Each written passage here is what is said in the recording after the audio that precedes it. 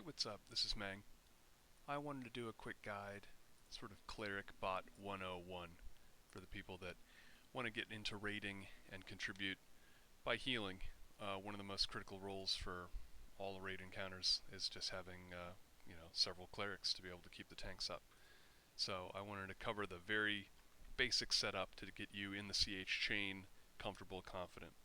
So the very first thing I want to do is talk about setting up CCHPM, which is a really awesome third-party add-on that helps visualize the heal chain. So if I pull up Discord and I go below Raid Chat down to Raider Academy, there is a link for CCHPM, the Chain CH Performance Monitor, and it's got setup instructions. So you're going to download this zip, and you're going to pull it into your EQ folder, and then you're going to extract it in this location so that it makes this folder, and you'll get these 3 files. And when you run them, it looks like this. We run the exe, it pops up, so this is CCHPM, and you're going to tell it where your EQ log file is, which is, for me, this same folder. So you have request EQ Lite logs, and then you're also going to want to make sure that your EQ has logs on. So in your EQ client.ini, you're going to want log equals true. And that means that the game is writing to log files as you play, which is necessary for CCHPM to be able to tell what's going on. Almost all third-party add-ons that are legal are just log parsers, so you need that log equals true on for that to work. Okay, with CCHPM running and the directory set, it's going to automatically check to see what character you're playing and start reading from your logs. I also like to have the CH interval delay here to just be 1 second. This macro setup here, CA number CH -- tank name, this format you're going to see in a minute when I set up the in-game CH macro.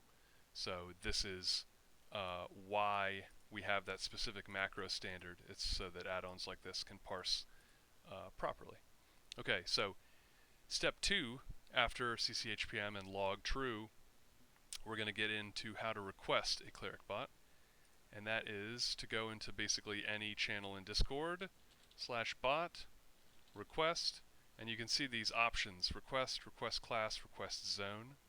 We're going to do a specific request by name, just for as an example today. I'm going to do Augustusburg. He starts with A. I'm going to press enter, and I'm going to get the creds for a Cleric Bot. Cast a Cleric 16, and if I click the spoiler, I get a password. So I am going to boot up EQ now. And I'm going to go ahead and log into Augustusburg based on those creds.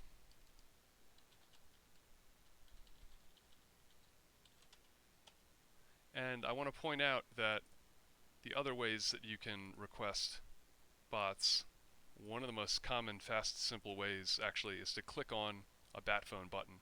When we get a bat phone for a specific target, they're going to give you a list of bots that are parked at that location. And you can click on one of them and you'll just get creds for that specific bot. So when Vindy was bat phoned, I could get a cleric here by just clicking on CH-tastic. And that is going to get the creds much faster than doing a /bot request. Okay, so here's Augustusburg. He's in Kale. He was used on this most recent Vindy. I'm going to log into him. He has a UI setup. I've used him before. I've also used this bot UI package where you can set up a bunch of bot UIs all at the same time. But all of these hotkey buttons, they're already set up for this character. And even if they weren't set up, I can get set up so that he is an effective cleric very quickly. All I need, really, is I need a CH macro. So I'm going to go to a new tab here, and I'm going to make a CH macro. Fresh. So I'm just going to call it CH. It's a 5-line macro, though you don't need all of the lines. I think they're all useful. The first line is sit off, just so that your character always stands when you press the button. Cast 1, and you should have the first spell gem here confirmed to be complete healing. It's not a great idea if you're a cleric main, but as a cleric bot, our standard is to always have the first gem to be complete healing. You know, if you're pro enough that you have your own cleric and your GCD healing, Divine Lights or whatever, that's great. Cast 1. Now here's the macro standard. You need to call out in OOC CA, your number, technically this can be anything, could even be a word like gap, CA001CH dash dash %T. And the %T calls out the target's name.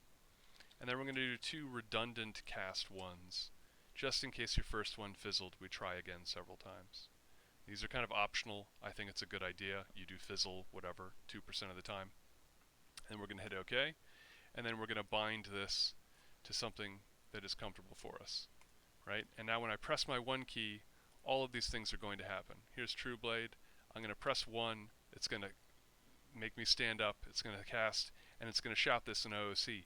Now look at this bar that just came up. This is CCHPM. Every time I fire a CH, it creates this 10-second wide bar, and you get to see my CH roll across. I am 001 because I called it, and then as the right edge of this bar hits True Blade, my target, he gets healed right there. Right? And now if I change my macro to say, 51, now when I roll on True Blade, it's a 51 that rolls across. And so when everyone sets up their macros accordingly, you get to see this visualization of the different people rolling CH chains. And that way you can easily tell the gap of time between 2 different people so that you have this great visualization in front of you. Now there are some other macros that are super great to have as a cleric. /assist, right? You can press your tab target to get a monster and then hit your assist button to figure out who they're attacking. /assist so that you can divine light is a super great idea. By the way, you can always fire a direct spell gem by holding Alt and pressing 1 or 2 or 3. So tab, assist, Alt 2 is to quickly spot heal using a divine light. By the way, the standard cleric spells are generally complete healing, divine light, a heal over time. Celestial Elixir is the good one. Celestial Healing is the not so good one. A couple flex slots for spells like Gate, Root, a buff. Here's Symbol and Bulwark, 2 very common buffs. And then always at the bottom, we should have 2 divines memmed, Aura and Barrier. In case a mob ever happens to be hurting you, these make you invulnerable. They also put you at the bottom of the threat list for while you're the duration of the DA, but for at least 18 seconds you are straight invincible, and Divine Barrier also gives you some HP regen. These, for any reason, if a mob starts hitting you, this should be your first go-to. You don't run away, you don't flop around, you just DA. And you have 2 of them, they have 10-minute cooldown, but like the vast majority of the time you can save your life by just quickly firing a DA. What else is there to say about a cleric? Let's see. Change my number again. Let's call myself Gap. Fire a gap. Now the word gap is on my CH bar. When we have a specific cadence that we're healing people, like a Vindy might be a 5-second chain. That means that when you see someone else's CH fire, when it is 5 seconds down the line, you want to fire yours so that there's a delay between the prior chain and your chain of 5 seconds. So if we follow True Blade a little bit over here, I could fire gap, and now if the 5-second delay is, I want to fire again right now so that there's a second gap, if that makes sense. Interrupted. The delay between consecutive CHs is that number of seconds that the raid leader will call out. And for Vindy, it's usually 5 seconds. Maybe if defensive is off, then it's only 3 seconds. But that's basically Cleric 101. We covered CCHPM, we covered some basic macros, any other macros of large relevance. We have like specific tank list macros. If you have a set of tanks, like we're doing Avatar of War or something, you want to be able to quickly switch between Lunas Brute and Concuss and Eric or whatever. You could have /tar Lunas Brute and /tar Concuss, and that way someone says, oh, Lunas is dead, roll on Concuss. 1 click gets you the exact tank, and you're not fumbling to type in /tar Concuss or whatever. All of these other things are just not super relevant. Like a res macro, it's not a big deal. Lock is helpful if you need, to put yourself on an in-game map. Like I have CCHPM, I have NParse maps, and so every time I lock, it updates my map accordingly. But the only other relevant things to know about clericing is, you have invis rings and a Larrikin's mask to turn invisible. You have an epic to click to res people. And the buffs that you want are Clarity 2 and Gift of Brilliance. And that's Cleric 101. Go forth and heal and earn DKP and help us kill raid targets.